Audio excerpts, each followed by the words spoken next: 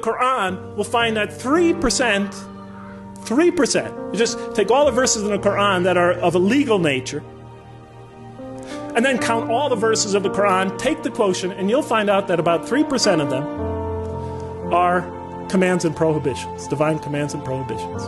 97% of the Quran teaches ethics, the relationship between God and man, the purpose of life, morality, other truths as well.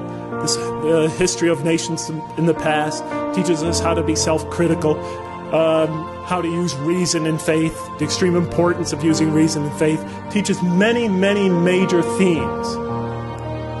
You know what I was taught when I became a convert?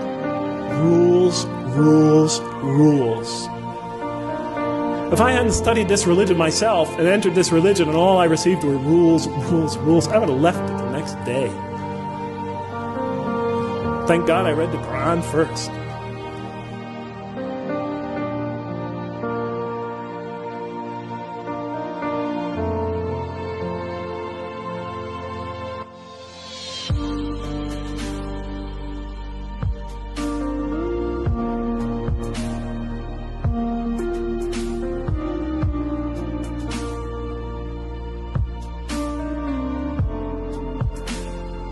And the Quran is written in a very interesting style. In the beginning, it's quite technical. It goes into a lot of specifics, laws and rules and regulation. By the middle, it takes you into stories, beautiful stories, powerful allegories. Towards the end, the emotions of the Quran picks up and it like reaches a crescendo and brings it all to this beautiful, powerful bursts of spirituality and eschatology, and it all comes together, brilliant, pounding images. And by the time I was getting towards the end of the Quran and my atheism began to fade away, I began having these powerful spiritual moments when I felt I was in the presence of this tremendous divine embrace. I remember reading the surah, وَالضُّحَى وَاللَّيْلِ إِذَا سَجَى مَا وَدَّعَكَ رَبُّكَ, When I got to the end of that surah, I cried like a baby for 20 minutes. I didn't even believe in God. And it brought me to tears. And I would try to deny these experiences as I was having them. I would try to step on them. They just kept coming.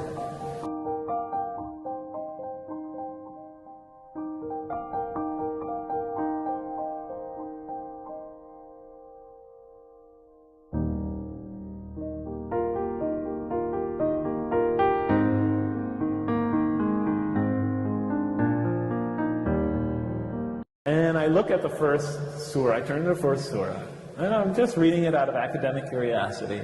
And it's obviously a hymn of praise to me. It's like a psalm for those of you who know the Bible. At least it starts that way. In the name of God, the merciful, the compassionate, all praise be to God, ruler of all worlds,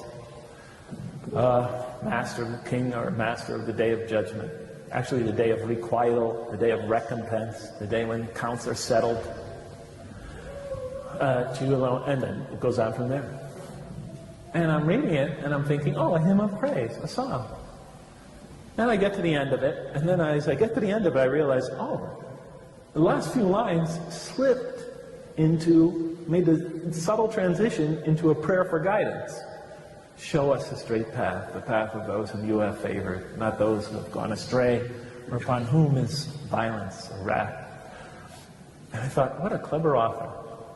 He tricked me into making a prayer for guidance, a supplication for guidance. Clever man. So I assumed the Quran had a human author. So I turn to the next surah, and it begins Alif, Lam, Mim, 3 Arabic letters. Then that is the book, wherein no doubt is the guidance